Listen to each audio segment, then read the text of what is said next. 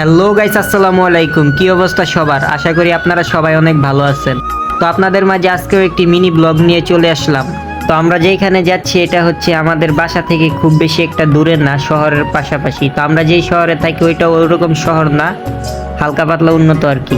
তো যাই হোক, আমরা হাঁটতে হাঁটতে চলে আসলাম ভিতরে আসার পরে দেখি লালনের একটি আখড়া এখানে, মূলত প্রতি বছর এখানে উরুস হয়ে থাকে। আর একটু ভিতরে ঢুকে দেখি অনেক সুন্দর পরিবেশ, মূলত এই কারণে আমরা এখানে ঘোরার জন্য আসলাম। আজকের বিকালটা ছিল অনেক সুন্দর, যা দেখার মতো। তো হাঁটতে হাঁটতে আমরা হঠাৎ করে শিয়ালের আওয়াজ শুনতে পেলাম।